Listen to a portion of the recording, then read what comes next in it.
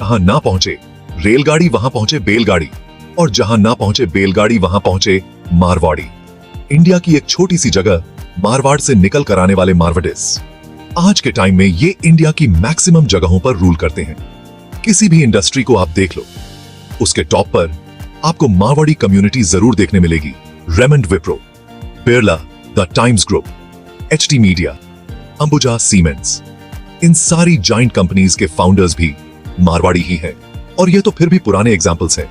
अगर आज के टाइम की बात करें तो ओयो के फाउंडर रितेश अग्रवाल, बजाज ऑन्ट के फाउंडर राजीव बजाज, ओला केब्स के फाउंडर भावेश अग्रवाल और जोमेटो के फाउंडर दीपेंद्र गोयल, ये भी मारवाड़ी हैं। सिंपल बोली बोलने वाले, सिंपल कपड़े पहनने वाले। इन मारवाड़ों के पास इंडिया की 40 से 45% वेल्थ है। और देखो, ऐसा भी नहीं है कि मारवाड़ी लोग किसी बड़े बैकग्राउंड से आते हैं, बल्कि ये तो गल्ले पर बैठकर सिर्फ अपनी दुकान चलाने वालों में से थे। बड़ी इंडस्ट्री में इन लोगों ने थोड़ी देर से कदम रखा, लेकिन अपने व्यापार के हुनर से इन्होंने खुद को बहुत जल्दी आगे निकाल लिया। तो सवाल ये है कि आखिर इनमें ऐसी कौन सी क्वालिटीज है कि ये जिस भी काम को पकड़ते हैं उसके बादशाह बन जाते हैं। अब सवाल है तो जवाब भी आपको जरूर मिलेगा, क्योंकि आज मैं आपको मारवाड़ी के कुछ ऐसे सीक्रेट्स बताऊंगा जो आपके बहुत काम आने वाले हैं। और इन सीक्रेट्स को चाहे आप अपनी पर्सनल लाइफ में अप्लाई करो या बिजनेस में, आपको दोनों में ही बहुत फायदा मिलेगा। So let's begin overcoming all the challenge. जिस एज में एक आम आदमी अपने बिस्तर पर बैठकर अपने आखिरी दिन गिन रहा होता है, उस एज में यानी 92 साल की उम्र में वेणुगोपाल बांगुर फोर्ब्स की बिलियन लिस्ट में शामिल हो चुके हैं। ये अपने सीमेंट बिजनेस को इंडिया का 3rd लार्जेस्ट बिजनेस बनाकर एक ड्रीम लाइफ जी रहे हैं। वैसे तो इनकी शुरुआत इनके दादाजी ने ही कर दी थी, जब साल 1989 में उन्होंने बांगुर ग्रुप को स्टार्ट किया।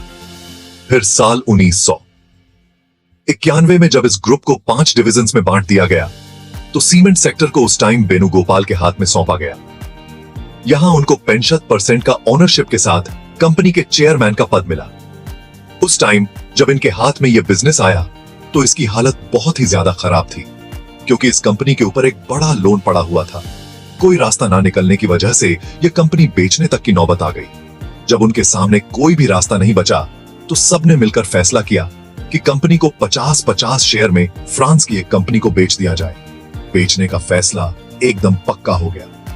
अगले दिन बस पेपर पर साइन होना बाकी था, पर आखिर मोमेंट पर गोपाल जी के मन में कुछ सूझा और उन्होंने यह पूरा प्लान कैंसिल कर दिया, क्योंकि बातों बातों में गोपाल जी को कुछ ऐसा पता चल गया था जो पहले माइंड में आया ही नहीं था उनके। यह आइडिया उनकी कॉस्ट को बहुत कम कर सकता था, लेकिन इसमें रिस्क बहुत ज्यादा था। लेकिन एक मारवाड़ी की यही खासियत होती है कि वह कभी रिस्क लेने से नहीं डरता। उन्होंने अंबानी के जामनगर रिफाइनरी से कॉक मंगवाना शुरू कर दिया। कॉक, मैं बता दूं, कोल का एक बाय प्रोडक्ट होता है। यह वो है जो कोल मैन्युफैक्चरिंग के बाद कचरे के रूप में निकलता है। कोल से सीमेंट बनाने पर प्रोडक्शन कॉस्ट बहुत ही ज्यादा कम हो रहा था, तो गोपाल जी ने इस प्लान को एग्जीक्यूट कर दिया। शुरुआत में ऑब्वियसली उनको बहुत ज्यादा जानकारी नहीं थी इसकी, बट जितनी भी थी उसको लेकर लग गए काम पे, जिससे उनको इस काम के दौरान ही सारी जानकारी मिल गई।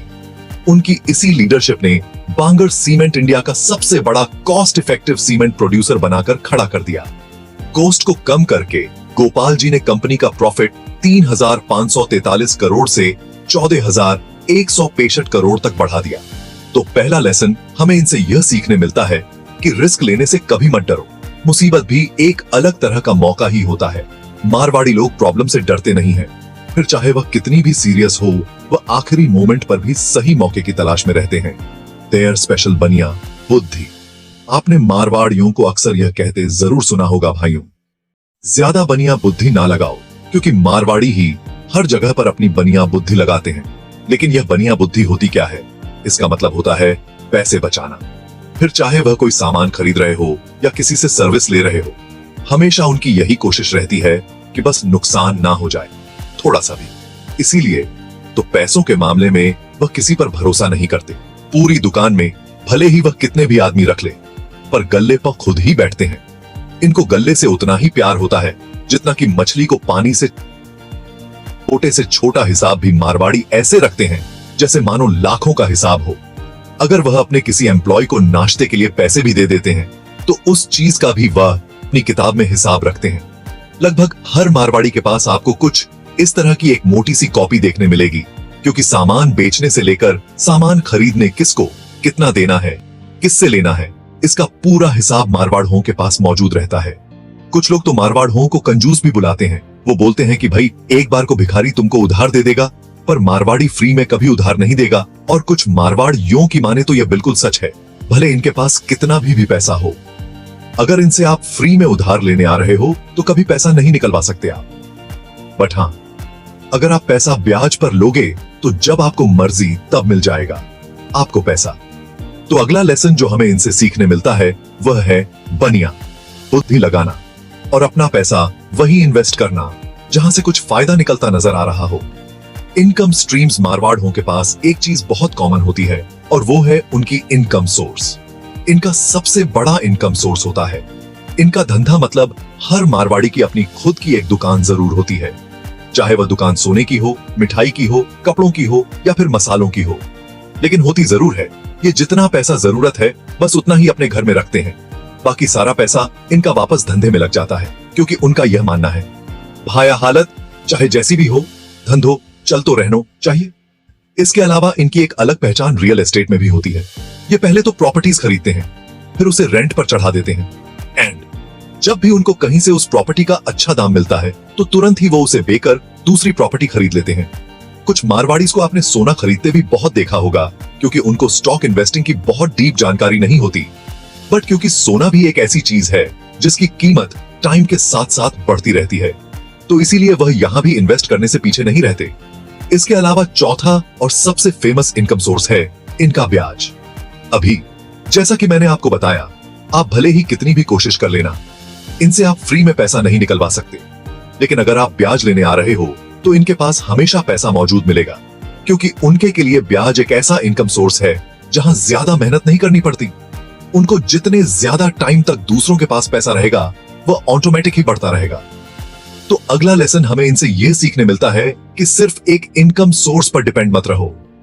एक बिजनेस जब आपको प्रॉफिट बनाना शुरू कर जाए तो शुरू में ही उस प्रॉफिट को खर्च कर देने के अलावा किसी दूसरे एसेट में लगाओ। उसको जितने ज्यादा आपके पास इनकम सोर्स होंगे आप उतने ही बेफिक्र रहोगे लाइफ में।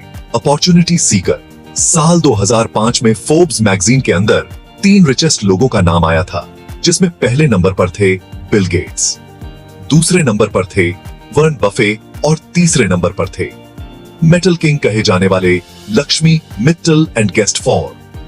ये भी मारवाड़ी कम्युनिटी से ही आते हैं।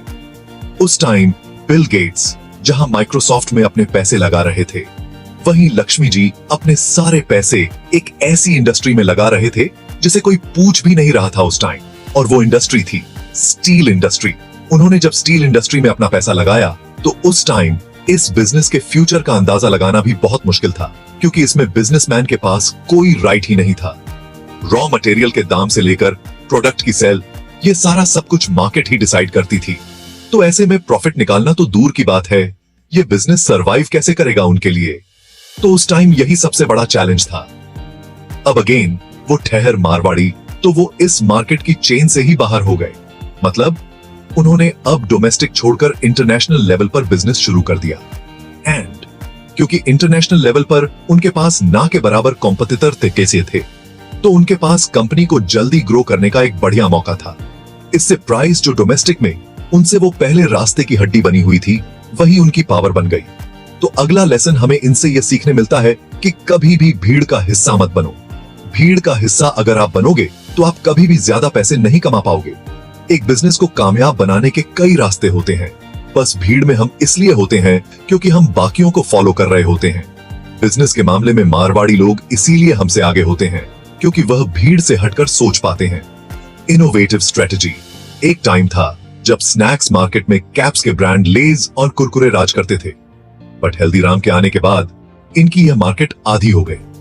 अब आप शायद सोचोगे कि भाई कोई बड़ा बिजनेसमैन होगा इसके पीछे, लेकिन ऐसा नहीं था। इस लेजेंड कंपनी की शुरुआत 11 साल के एक मारवाड़ी बच्चे ने की थी। वो कैसे, चलो टाइम में थोड़ा पीछे जाते हैं। साल था 1919। राजस्थान के बीकानेर में शिव किशन अग्रवाल जी की फैमिली भुजिया बेचा करती थी।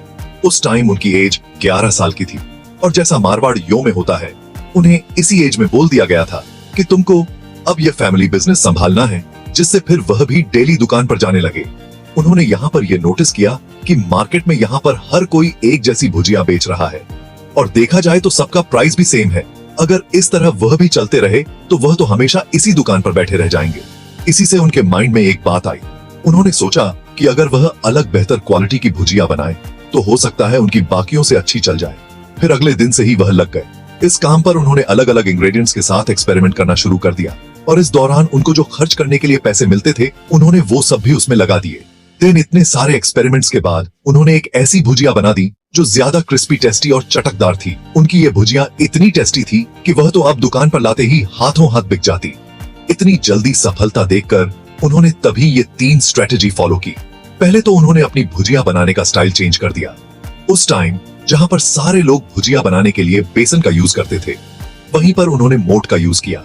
कई डिफरेंट मसाले उसमें ऐड किए ताकि सबसे अलग टेस्ट आए। दूसरा, उन्होंने अपनी भुजिया की ब्रांडिंग कर दी।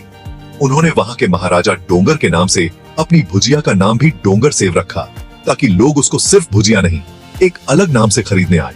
और तीसरा, अब उन्होंने अपनी भुजिया की कीमत दूसरों से ज्यादा रख दी ताकि लोग अभी से यह समझ जाएं कि यह खास क्वालिटी की भुजिया है। मार्केट में जहां सभी 2 रुपए में 1 किलो बेच रहे थे, वहीं वो शेफ किशन जी ने बढ़ाकर 5 रुपए किलो कर दी।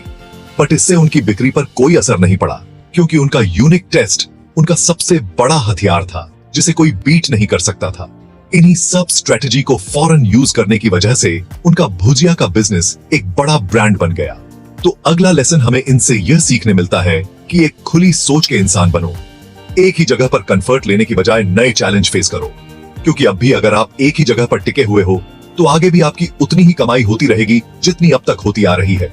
तो दोस्तों, मैं उम्मीद करता हूं कि आज की इस वीडियो से आपको काफी कुछ जानने मिला होगा और आपका जो एक बिजनेस को देखने का नजरिया है वो पूरी तरह से चेंज हो गया होगा।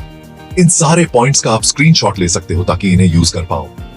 आप सही टाइम पर यह वीडियो अगर आपको पसंद आई हो तो इसको लाइक जरूर करना।